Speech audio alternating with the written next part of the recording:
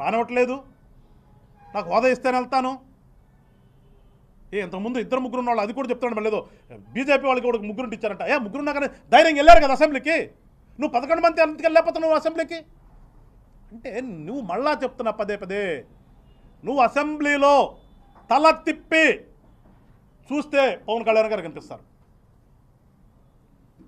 చూసే ధైర్యం నీకు లేదు. నువ్వు వెళ్ళావంటే ఇక్కడ ఇదే సూపులో అట్లాగా కూర్చోవాలి, మళ్ళీ అట్లాగా బయట రావాలి. కుదరదు కదా, మనిషివి కదా, ఆర్గాన్స్ పనిచేస్తున్నాయి కదా.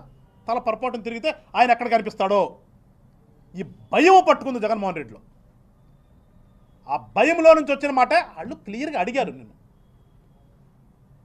అంటే నువ్వు పద్దాక పదే పదే పదే పదే మాట్లాడుతున్న దాని మీద పవన్ కళ్యాణ్ గారు ఆ రోజున అసెంబ్లీలో చెప్పారు క్లియర్గా. ఇక్కడ మనకు ఆ సిస్టమ్ లేదు, మేము ఎప్పుడు మాట్లాడే సిస్టమే మాట్లాడతాం. నీకులాగా నోటుకు వచ్చింది మాట్లాడడం, పిచ్చి పిచ్చి మాటలు మాట్లాడడం. ఆడవాడు పిచ్చాడు ఒక పేపర్ రాసిస్తే ఆ పిచ్చి దాన్ని తీసుకొని చదవం. విఘ్నత ఉంది ఎక్కడ మాకు. ఎవరైనా చెప్పినా కానీ 1-10 సార్లు చెక్ చేసుకునే మాట్లాడతాడు పవన్ కళ్యాణ్ అనే వ్యక్తి. నీకులాగా ఎవరో ఏదో రాసిచ్చిందని తీసుకొని చదవడం. అందులో అడిగిన దానికి చెప్పాడు. 40% వచ్చింది కదా ఓటింగు అన్న దానికి, ఓటింగ్ పర్సంటేజ్ బట్టి మనకు సిస్టమ్ లేదు, మనకు సీట్లే సిస్టమ్. ఇక్కడ ఓటింగ్ పర్సంటేజ్ని బట్టి జర్మనీలో ఉంది కాబట్టి అక్కడికి వస్తుంది, కానీ ఇక్కడ రాదు. ఇక్కడ మనకు సీటే లెక్క, ఎంత పర్సంటేజ్ వచ్చిందో కాదు, ఎన్ని సీట్లు వచ్చిందనే మనకు లెక్క. కాబట్టి ఆయన చెప్పాడు, ఉన్న సిస్టమ్ చెప్పాడు. దానికి నువ్వు విలేకరు అడిగిన దానికి అంత భయం ఎందుకు నీకు? అంత ప్రెస్టేషన్ ఎందుకు నీకు? పిచ్చి పిచ్చి మాటలు మాట్లాడతావు. చాలా ఛాలెంజ్ చేశారు జగన్మోహన్ రెడ్డి గారు.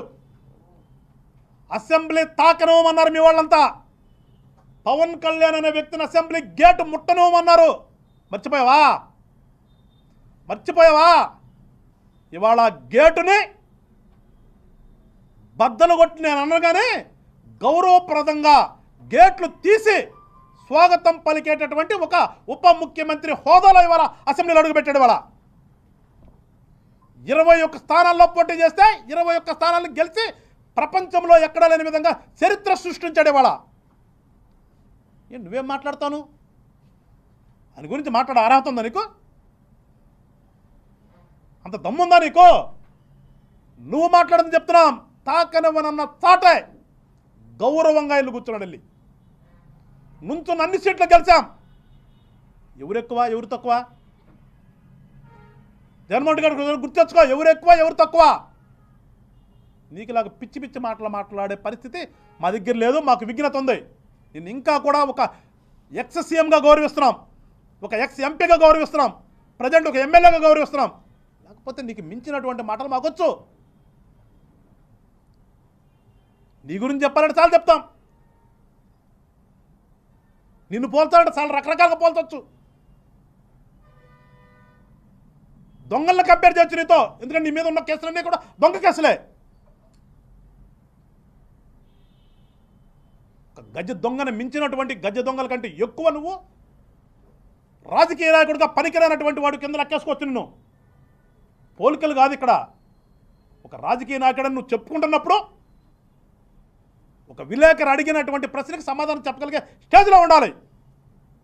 నోరు పారేసుకోవటం కాదు. నోరు పారేసుకోబెట్టే ఇవాళ నీ పక్కన ఉన్నటువంటి ఆ రోజున కన్ను మిన్ను కనిపించకుండా అధికార దాంతో తన్నుకున్న వాళ్ళందరూ కూడా ఎక్కడున్నారు చూసాం కదా. ఇప్పుడు తిరుగుతున్నారు.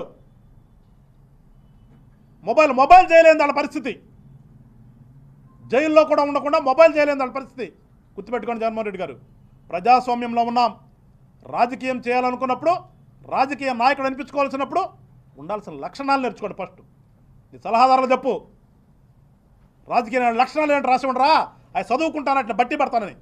అందుకని పిచ్చి పిచ్చి రాపించుకొని వచ్చి పిచ్చి పిచ్చిగా మాట్లాడితే ప్రజాస్వామ్యంలో ప్రజలు ఉన్నారు. గుర్తుపెట్టుకో. అల్టిమేట్గా ఇక్కడ జనసేన పార్టీలో మళ్ళీ చెప్తున్నాం, నీకులాగా దోచుకోవడానికి పెట్టింది కాదు పార్టీ మాది.